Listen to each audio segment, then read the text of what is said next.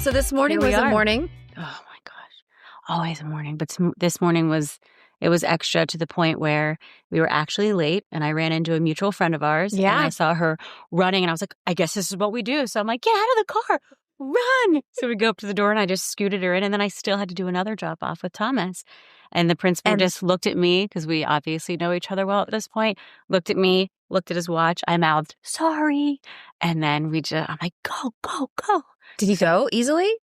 Yeah, once he's in the car, it's fine. But for some reason, getting out of bed, and silly us for getting him a loft bed because I can't even physically pull him out. Yes. Getting out of bed and That's getting hard. dressed. That's all he has to do. I do all the rest. Just get out of bed and get dressed. Oh my gosh. So anyways, it was a day. On that note, it's already been 5 hours into our day. It's 9 in the morning. And you are at MomCom. It's not you, it's Motherhood. And I'm Nicole. And I'm Shannon. And we have something fun to talk about, actually. Yeah, I think it's going to be good to get this out there. Yeah, I think it's an important topic. We're talking about when motherhood looks different today. Mm-hmm. And, we really want to dig into what that can mean and what that can look like. And again, just reinforce that there's support, but talk, a little bit more specifically, Nicole, about your story and how you were able to sort of navigate a really tricky path where there's not just a playbook. There's not just your kid's acting this way, do X, Y, and Z, where you really had to advocate big time. And especially since you don't know. Right.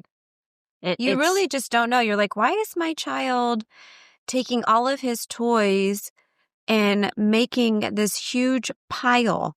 It used to be this tall, and he'd just bang them, bam, this big mountain of toys. And I was like, this is really interesting. Yeah. And why is he always naked? So, today, here's what we're talking about. So when motherhood looks different, but we're navigating ADHD, sensory and learning challenges. That's what we're really going to focus in on those few topics and really think about what that means for moms, for families, for support systems, for lack of support systems, what that might be. So let's just, you obviously said you had these things that your son was doing or displaying and you weren't really sure. So I'm assuming the first thing you do is call your friend and say, call one of your friends. Yeah. My son's doing this. Does your kid do that? And when you're met with, nope, it's not happening here, then you really feel alone. So let's jump into it. I kind of want to understand a little bit more about how you noticed things felt, quote unquote, different. So you explained, you kind of shared a little bit already, but what were the other sort of signs, I guess? And what was his age in those moments? It was after 18 months. Okay. And then was it just like a...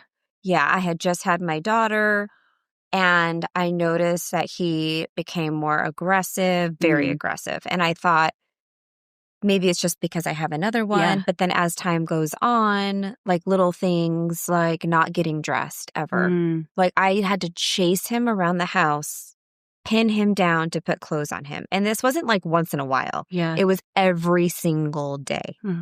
And then he wouldn't, he wasn't talking like normal. Okay. But because it's your first, you don't really know. You don't know. There's nothing to compare it to either, right? You don't know. I think that your mom gut is the biggest help, though, because when you tap into it, that something's wrong. I think we need to pause on that for a minute because mom gut and following it, I think if there was any one thing that was so helpful to me as a mom, first-time mom, was exactly that. Trust your gut, trust your instinct. We mentioned already. We've read every book, follow every Instagram expert, do all of the things. It becomes overwhelming. But you're absolutely right. There's something. Our mom gut is so spot on. That radar is just there. So I think that's really good advice and a really, you gotta trust that. Don't ignore it. Don't push it away and just say, oh, it's fine. It'll be fine. Trust it. No, and people will tell you that. Oh, they'll grow out of it. Yeah. Oh, they'll eat eventually. If they're hungry, they'll eat. Well, my son has ARFID. He's almost 11, and since he was 2, I've been told by other people, oh, he'll eat when he's hungry.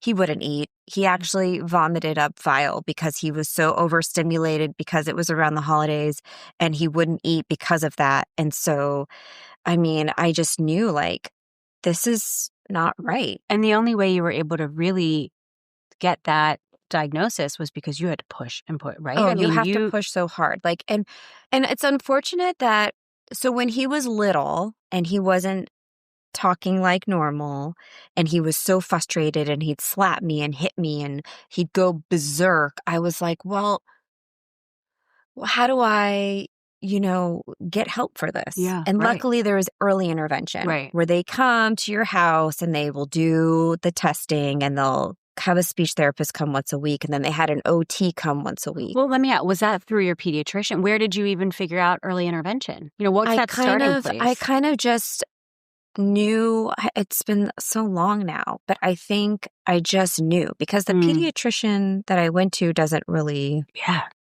I've struggled with that, where it's just that. I don't want to say the wrong thing because not every pediatrician is the same, but they were not a good resource for me. Yeah. The pediatrician was not a good resource. I ended up then when Griffin, then I found this school for kids with different issues when he was little. Okay. And when he transitioned out of early intervention, because they only go till 3. Okay. Then he started going to this school. And they did a lot to help him with the sensory component. So did they support you in the actual diagnosis process? So I was referred to a very, very well-known neuropsychologist. Okay. And he was 4 years old. It was 2 weeks of testing because they don't do it all in one sitting because there's so much testing. Mm-hmm, so it was 2 weeks and it'd be like 3 hours, 2 hours at a time. Okay. And this is when you were still in Chicago? In Illinois. Yeah. And then it was, and I think what really set me off to know that something was not different was when Tina Bryson from the Whole Brain Child, I was trying so hard to be this great mom and I wanted to do everything the right way and give them the best. And when it wasn't working, nothing I was doing working. It feels like to this day, nothing I do works. So when I called her out of desperation, I would go see her when she would talk in Chicago. Right. Like I was really trying to get all the information I could. And so she's the one that said, I think there's something else going on. And I'm going to have someone else from my office call you. And it's when that person called me, that's when I said, I need to get some other resources. Like there could be something else. Right. I mean, but everything you're saying so far, look, you're your child's biggest advocate. Because if you had just accepted, and again, like you said, we're not speaking poorly about anyone's profession. No. I mean, every journey is different, looks different, sounds different.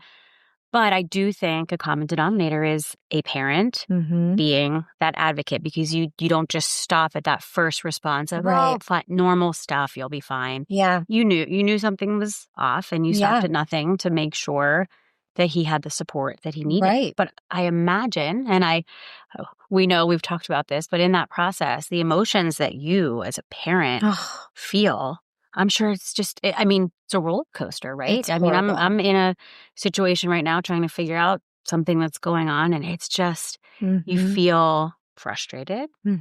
There's anger, even though you don't want there to be anger. There's tremendous guilt. What did I do? Why is this so hard? Why do I feel exhausted? Why is the joy seeping? Yeah. So, let's chat about that a little bit because especially if you were sort of feeling like, why is everybody telling me everything's fine? Why is everybody telling me oh, my kid does it. That's weird. Mine doesn't do that. I mean, that's not helpful. No, it's not helpful. And I felt so alone. That is what made me want to have a podcast to support moms that have situations because let's face it, everyone's going through something. And when you don't have empathy, even from my own husband, right? Men, when it comes to those kind of situations, they don't really know what to do.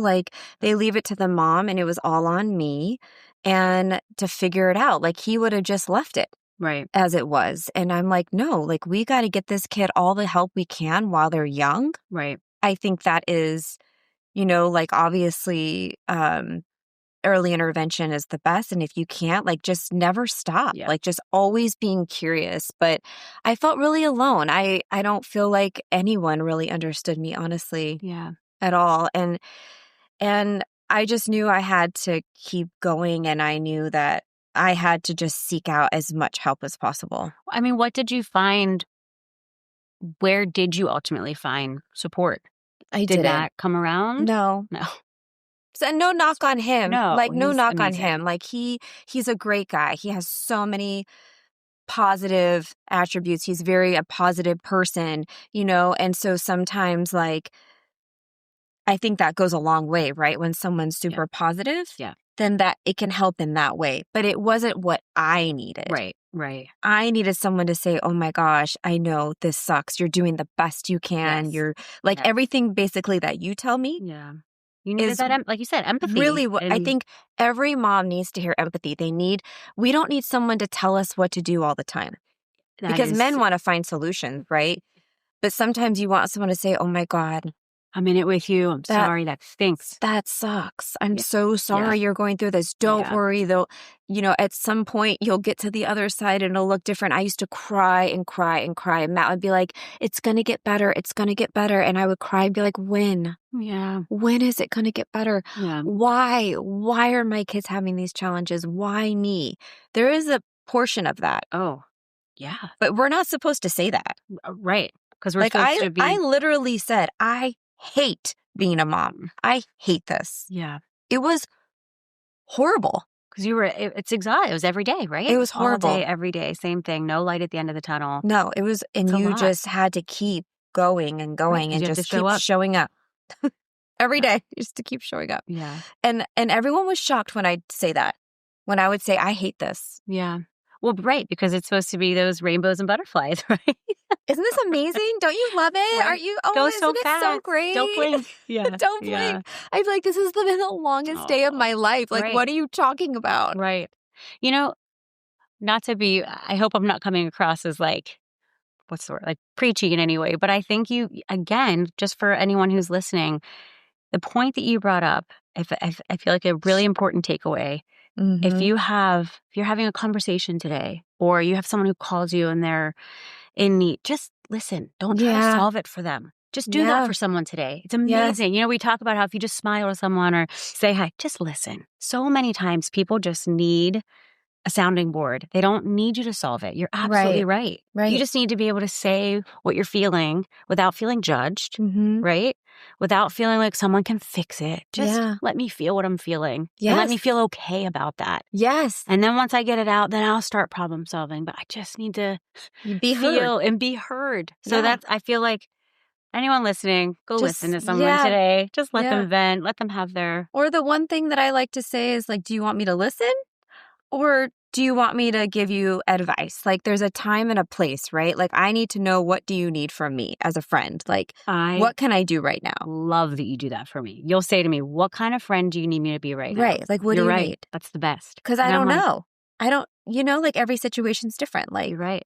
Instead of guessing, define it. Yeah. And I love it because it makes me pause to go, what do I need today? Do I want you to tell me how to solve it? Or do I want you just to say, oh, that stinks. I'm sorry you're going through that. Yeah, you're right. That's a really good point. That's like a really nice thing to do for somebody, actually. And it really helps you kind of navigate and know, because now, like, I do know a lot, and I've learned so much from all the different people I've spoken to trying to get answers for my kids. And man, I could literally talk about it you for are an hours. amazing resource for this. I mean, what is something that you know, for the folks listening, and just for even for me as I continue to learn all about this, what are things you want other moms, parents, grandparents, any caregiver to understand a little bit more about neurodiversity? So I think it's helpful to kind of, what I pushed for my mother-in-law, for Matt, just because they were around us a lot, right? Like, you're around the kids, you're around the situation, is to research. So I would send them information. Please read this. Please read about this, because I'm always looking for like, oh, that aha, like, oh, that's why you're doing this. You're seeking input. Oh, that's why you're crashing out on all the furniture, because then they're like, oh, wear a weighted vest and have him run the tricycle around. Like, there's a way to give them what they need. But when it's only you caring all the knowledge yourself for everything, and there's nobody else kind of helping you with that. Right. Like, it's just me. Right. And if I'm not there doing it. And you can't even have a conversation. If you're starting at 50 and they're starting at 0, you can't have a conversation. So you need them to educate themselves and do that research. Yeah. Yeah, you're right. It makes so much sense. Yeah. So what about, do you feel like there was also that element of sort of stigma that was around it? Did everybody automatically go to the extreme place, which is why they were saying, oh, Nicole, it's probably not that. Do you know what I mean? Because I think people think I'm a little nuts. To be honest with you, I think, my mom had such a hard life, horrible life, and nobody was there for her. And because of that, and the way that I grew up in that really dysfunctional, scary situation, if someone would have done the things that I'm doing for my kids now, right. So maybe I'm a little bit like, wait, what did he just do? Oh, it's because of this. Like maybe I'm a little hypersensitive. Yeah. Than I need to be sometimes. And I have to sit back a little bit and be like, okay, let's let this play out, just like I did with his eating. Like Griffin was just recently diagnosed with ARFID, and he's going to be 11. Yeah. And ARFID is a new diagnosis. But it is very common for kids with sensory processing disorder, which is what he's diagnosed with, to have eating issues because of different textures and smells and such. But I waited a long time to see. I mean, I did little things here and there, but I didn't like go full force until now. Yeah, right. Very I kind of tried to write it out. Yeah. I tried to listen and say, oh, well, maybe it will get better. Yeah, right. It actually got worse. Right. As he got older. That's what I don't know. I sort of respectfully disagree. I don't think that you are I love that. too much. I love that. Because I don't think it's too much. I think it's your kids, right? And as you said, and this is, we'll have to, I'm sure down the road, we'll talk a little bit more about kind of your own personal story, but that builds you, right? So you have such a strong conviction because you understand how important it is. I know what it trust. I know what it looks like when we don't give the tools that people need to thrive. Yeah. Based on their individuality. Every person is different. Every situation is different. But for my mom, if she would have been given what she needed, my life would have looked so different. And a lot of my joy was stolen away from motherhood because kids are such triggers. Yeah. And there's so many memories that have been brought up. So I have been like trying to understand why I feel the way I do just in general around motherhood, and then also having kids that have all these different challenges.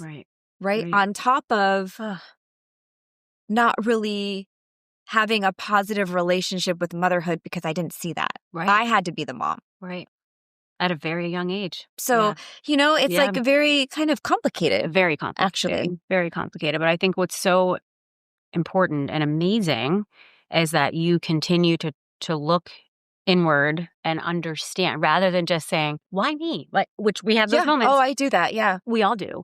But I mean, you just are constantly educating yourself, learning, finding additional resources. You stop, as I said before, you stop at nothing to make sure. So that is such an amazing quality that you have. Because honestly, if you did throw your hands up, I'd be like, I get it. You've been through so much. Yeah. But you continue to push and push and push and push. So hopefully hopefully that's some encouragement, right? Yeah. It's not saying that, like you said, that every situation needs to be absolutely dissected. Right. But it's recognizing patterns. I mean, I'm in that right now, right? I think I was in avoidance for a bit. And now I'm seeing these patterns and recognizing maybe it doesn't have to be like this every single morning. Every time we transition from one thing to another, does it have to turn into a battle? And I think so many parents are going through this, and I think there's so many different reasons why. Yes. I think there's environmental factors. Yes. I think there's all the chemicals in our food. Yeah. And people may not agree, and I'm not a doctor, and I'm not a scientist, but I just know that things feel so different from when I grew up. to the challenges that a lot of families are facing right now.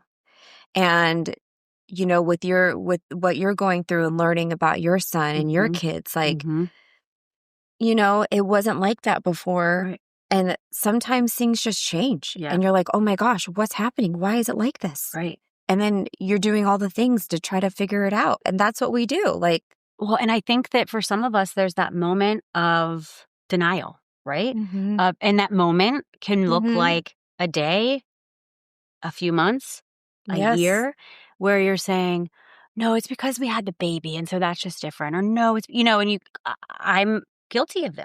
I will come up with excuses. It's not because I think I'm not a good mom. Yeah. But it's hard sometimes to really recognize, wait, this is a bigger situation that I can get help for. Right. And how sad to feel like if a child is uncomfortable or something's off, to know that I could be helping. Right. So again, everyone's on some sort of journey and in a different place on the journey. And our whole goal is to just help people feel less alone. Yes. Less, am I the only one going through this? I mean, I think, and we don't have all the answers because like you said, we're not doctors, we're not psychiatrists, but we're moms who are going through it like everyone out there. Yeah. And I think if there's anything, just hopefully people feeling a little bit less alone. And like you can, hopefully, maybe this will make someone listening be like, oh, my friend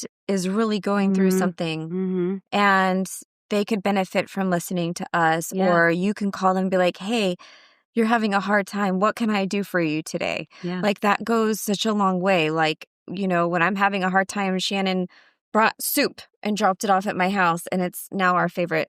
It's our favorite soup. But like just a little something that will make somebody feel like, oh, I have somebody there. And if not, call me. Yeah. Seriously. I'll be there. Like, especially the first day of school drop off because of Griffin's anxiety was so intense. And for many years, like any transition or change or just getting him to go into school was very hard. Like he would hide in the trunk of my car and we wouldn't be able to find him. And I would be just a wreck. And he'd probably be there. Time doesn't stop. Right? No, he'd be naked in the back of the car. Like, just like, oh my God. And, but now that he has had a lot of help and it's gotten better, every time the first day of school comes, I put a notice out on Nextdoor and moms, and I'm like, listen, if you had this kind of day today, I know it.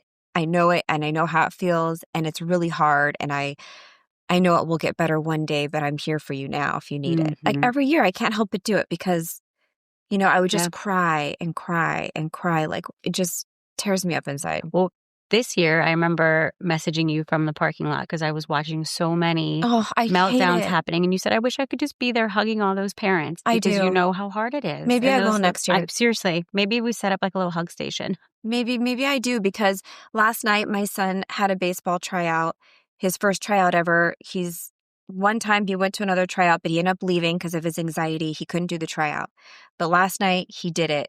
And there was another boy who was crying and running away from his dad. And I wanted to go hug that little boy. Yeah. So bad. Like my heart was breaking for him and his dad. Right. And his dad was on the phone talking to somebody about it, probably his mom, explaining like he won't do it. And these are all the conversations Matt and I had. Yeah. Like Matt would call me from the tryout. Griffin won't do it. Griffin won't do it. What should I do next? And it was really challenging. Really challenging. It was really challenging. And I know that a lot of parents go through this. Yeah. And, I mean, maybe this is a topic for another episode, but I'd be really interested in us talking a little bit more about the perspective from the child.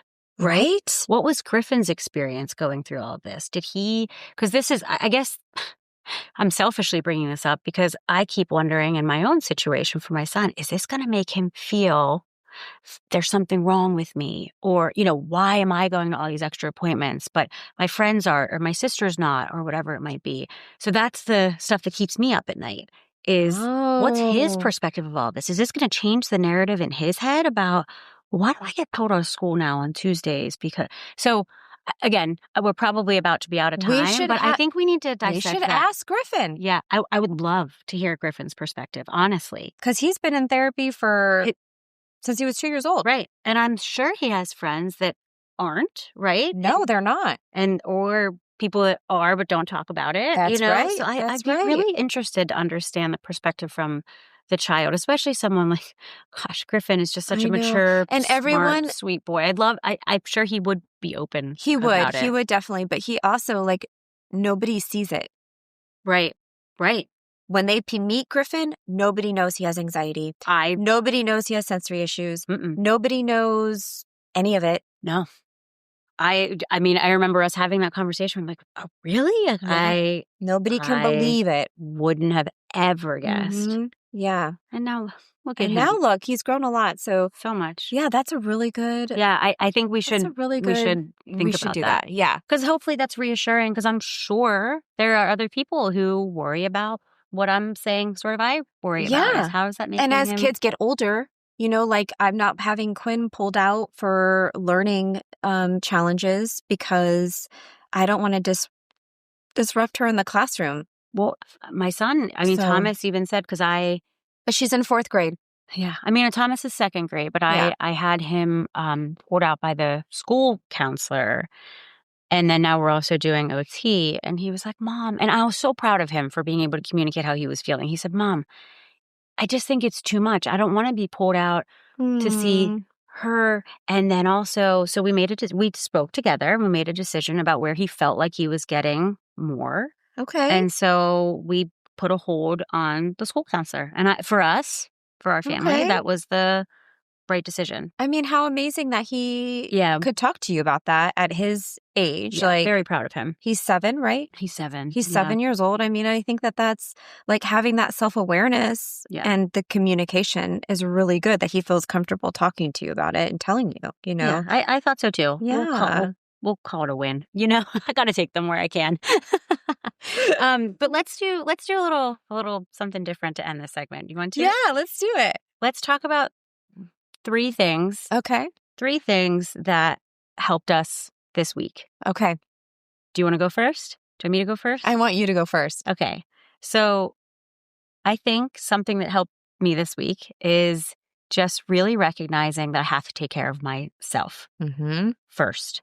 Because for so long, right, everyone in my family comes first. And I'm not being negative about anyone in my family, but getting up and getting dressed. What a silly concept, but I don't go into an office anymore. So what used to be, COVID changed everything for that. So what used to be, of course, I get up, I'm the first one up, I'm showered, dressed, makeup on, have breakfast ready. Yes. But that did change for us, for our family, because work from home. So getting up, getting dressed, putting a little bit of makeup on. I'm not saying I'm going full glam, but getting myself ready. I would love that.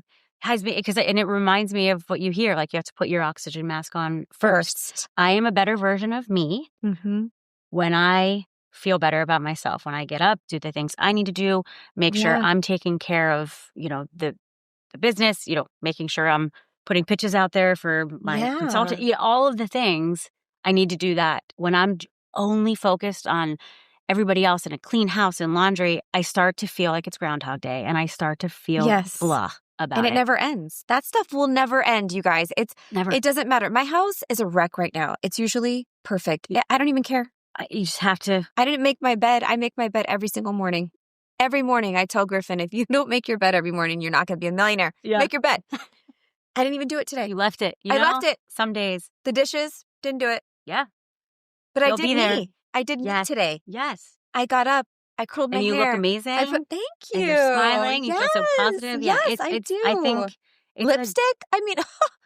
I know. It's a good reminder. It is. And some days it's going to be harder.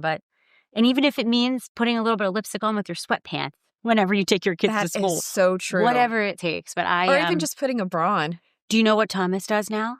I'm not kidding. So our school, you're able to either do a drop off or park and walk up. Yeah. And he's been liking parking, and he'll look at me and go, he didn't wear a bra today. That means we can't do park and walk. He already knows. Because the one day I was like, I can't go out there, buddy. No. So anyways, a little reminder. All of us moms know about that.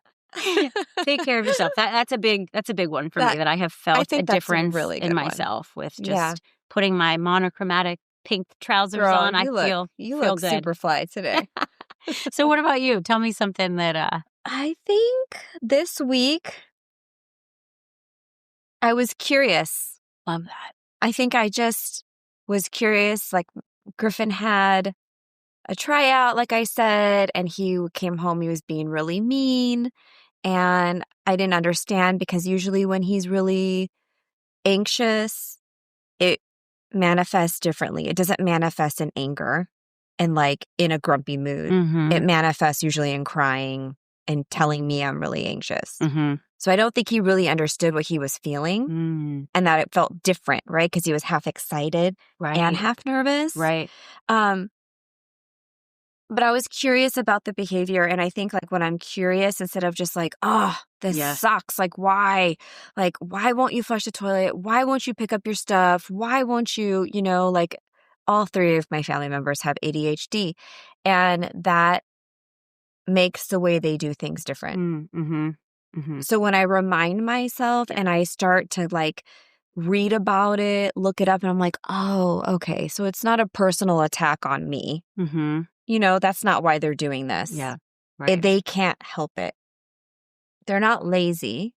They're not listening. Right. They're not doing these things purposely to me because that's the way it feels. And then I get in a really bad mood and I go back to my, I hate this. I don't want to be doing this anymore phase. So this week, what I did was like, oh, and I'm not telling you that I didn't get upset with Griffin for being upset with me because I absolutely did. Mm-hmm. I was like this. Like I took his iPad away and told him to get his life together and because you're human. Went downstairs. But I love this reminder of being curious because it actually ties into everything we're talking about. If you weren't curious, you wouldn't have continued to make sure you figured out what was going on with your kids and get those diagnosed, figure out the right And it doesn't mean you do help. The right thing or say the right thing either. Because I knew once I was like, oh, this is what's happening. And then I still wasn't emotionally regulated myself. Oh, I struggle with emotional And this is what I always say to Tim when I'm up at night. We and definitely need an episode on that. Yeah. When I have my mom guilt, I'm like, how am I supposed to be teaching them emotional regulation when I clearly struggle? Mm-hmm. I mean, I go from 0 to 60 faster than anybody. And then I'm sitting there going, why does Thomas go from 0 to 60 so fast? I mean, hello. He's learned it from watching me. But it's I try. so hard. But I do always talk to them about it after. That's yeah. Anyways, third thing. Gosh, I can't. Let's see. What else? What's it? Oh, you're what helped me this week. Okay.